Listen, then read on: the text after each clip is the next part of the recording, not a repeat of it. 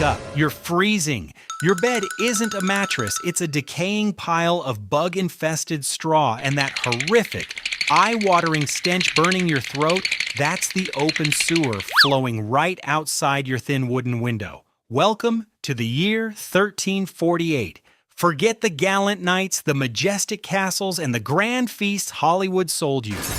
The real Middle Ages was a brutal, filthy, and terrifying struggle against a world that actively wanted you dead. If you were dropped into this era right now, your modern, sheltered immune system wouldn't last a week. But let's be entirely honest, you probably wouldn't even survive the first 24 hours. Here is the brutal, unfiltered truth about medieval life and the exact sequence of horrors that would take you out before the sun goes down. Part 1. The Toxic Morning Routine. It's 5 a.m. You need to use the bathroom, but there is no plumbing, there is no privacy, you have a wooden bucket. When it's full, you don't flush. You simply toss its contents out the window into the street below, yelling, "Gardy-loo," if the people walking underneath are lucky. Cities in the Middle Ages were an absolute masterclass in biological contamination. You aren't just walking on dirt. You are trudging ankle-deep through a toxic slurry of human waste, rotting animal guts discarded by the local butcher, and stagnant rainwater. The smell alone would make a modern human physically vomit, but the smell isn't what's going to kill you. In this endless ocean of filth, fleas are the true apex predators, specifically fleas carrying a lethal biological glitch, Yersinia pestis. The Bubonic Plague. You don't have soap, you don't have hot water, every single step you take outside your door is a gamble with your life. The simple act of touching a handrail, buying an apple, or petting a stray animal could result in a microscopic flea bite. Within hours, your biology turns against you. The bacteria multiplies in your lymph nodes, causing them to swell into agonizing black lumps the size of apples in your neck and groin. Next comes the vomiting, the internal bleeding, and the inevitable necrosis as your fingers and toes literally turn black and rot while you are still breathing. But let's say you avoid the plague rats this morning. You still have to eat. And your breakfast is an entirely different kind of death trap. Part 2. A lethal breakfast. You're starving. You sit down and ask the tavern keeper for a simple, refreshing glass of water. Congratulations, you just signed your own death warrant. In a medieval town, the water supply was heavily contaminated with the exact same sewage, animal waste, and industrial runoff from tanners that was being dumped into the streets. Drinking plain water was practically a guaranteed ticket to a horrific death by dysentery or cholera, where your body violently expels fluids until your organs shut down from extreme dehydration. So what is the survival strategy? You drink beer. Everyone, from young toddlers to pregnant women, drank small beer, a weak, low-alcohol brew. The crucial factor was that the water was boiled during the brewing process, accidentally killing off the lethal bacteria. They didn't know about germs, they just knew the water killed them and the beer didn't. But the food? The food is where the real horror hides. You grab a slice of that heavy, dark bread. The flour in this era was processed using massive, crumbling stone wheels. This meant your daily bread was packed with tiny, sharp shards of stone grit and dust. With every single bite you take, you are essentially chewing on sandpaper. You are slowly grinding your tooth enamel down to the exposed raw nerves. And with no dentist, a simple exposed root would lead to an infected abscess, which would easily travel to your brain and kill you. And if you happen to be eating rye bread, you better pray the harvest wasn't infected with ergot. Ergot is a highly toxic, naturally occurring fungus that thrives on damp crops. Eat the wrong slice of bread, and you will fall victim to what they called St. Anthony's fire. First, the violent seizures begin. Then, a burning sensation so severe victims felt like their limbs were literally on fire. It restricts blood flow so severely that victims' arms and legs would turn gangrenous and fall off. Oh, and it induces terrifying demonic hallucinations. It was essentially medieval, naturally occurring LSD mixed with rat poison. Part 3. The Deadly Daily Grind. Breakfast is over. If you didn't die from the contaminated water or the hallucinogenic bread, it's time to work. And unless you were incredibly lucky enough to be born into the 1% of the nobility, you are a serf. You need to understand what that actually means. You are not an employee. You are quite literally biological machinery owned by the local lord. You don't own your land, you don't own the rotting wooden shack you sleep in, and you cannot leave the village without legal permission. Your workday begins the absolute second the sun crests the horizon and ends only when it is too dark to see your own hands. There are no weekends off, there are no labor laws. When modern archaeologists examine the skeletal remains of medieval peasants, the findings are horrifying.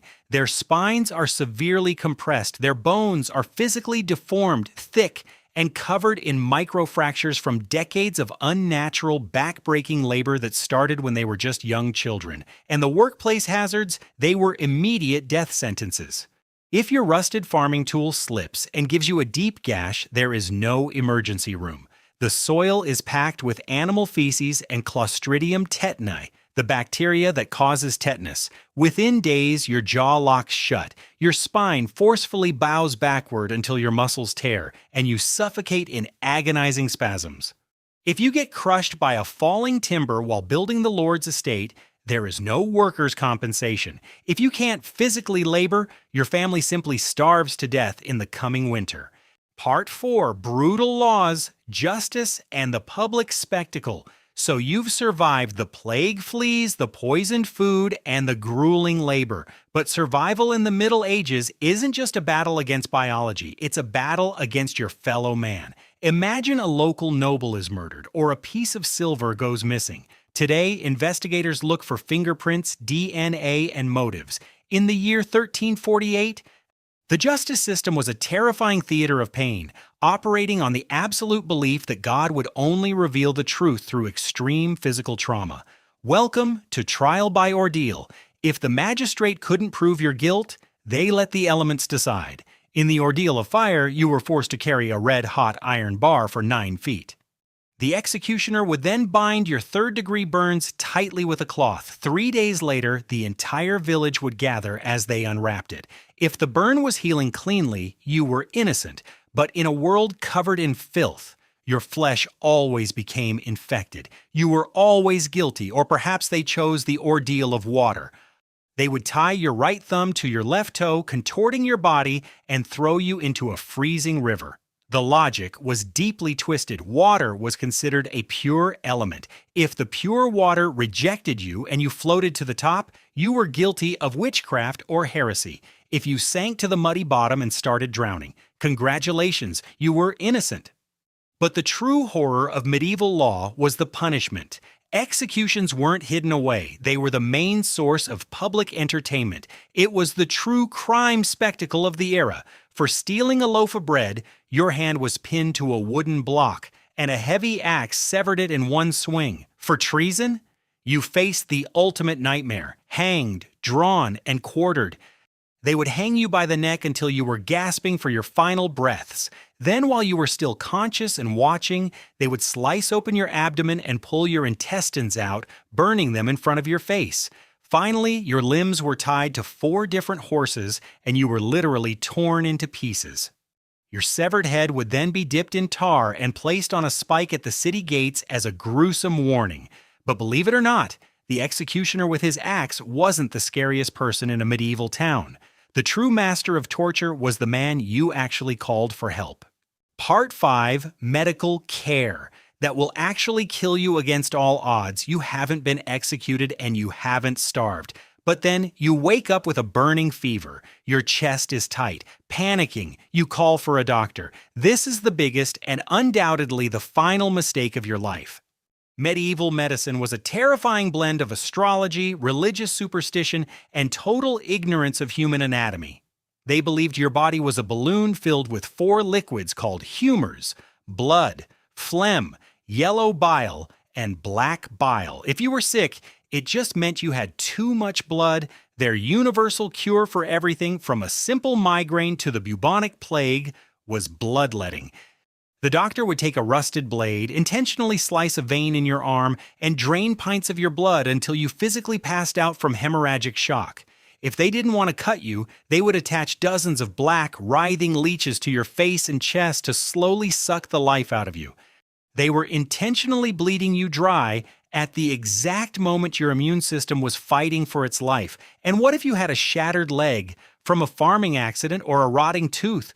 You didn't go to a trained surgeon, you went to the local barber. Yes, the exact same guy who carelessly trimmed your hair was the one hacking off your gangrenous limbs. There was absolutely no anesthesia. No painkillers. They would simply strap you down with thick leather belts, hand you a piece of wood to bite on, and start violently sawing through your bone while you were completely awake, feeling every single microscopic tear of tissue and nerve. To stop the bleeding after the amputation, they didn't use stitches. They used cauterization. They would pour boiling hot oil directly into your open stump or press a red-hot iron onto the exposed flesh to burn the veins shut. If the sheer, unimaginable shock of the pain didn't stop your heart right there on the table, the inevitable bacterial infection from the unwashed tools and dirty hands would finish the job a few days later. The fantasy of the Middle Ages is a modern invention. It's a fairy tale written to hide a reality of overwhelming filth, lethal food, sadistic laws, and doctors who acted more like butchers. Without modern sanitation, human rights, clean water, and most importantly, antibiotics. The brutal reality is that the modern human is simply too soft, too clean, and too fragile for the Dark Ages. You wouldn't last a week, you'd be lucky to last a day. If you are suddenly incredibly grateful that you can turn on a tap and drink water without immediately dying, do me a massive favor and hit that subscribe button right now. And I need to know, if you were forced into a time machine tomorrow, what is the exact thing that would take you out first? The plague fleas, the toxic bread, or the terrifying barber surgeon? Drop your answer in the comments below and I'll pin the absolute best one. Stay clean, stay safe, and I'll see you in the next one.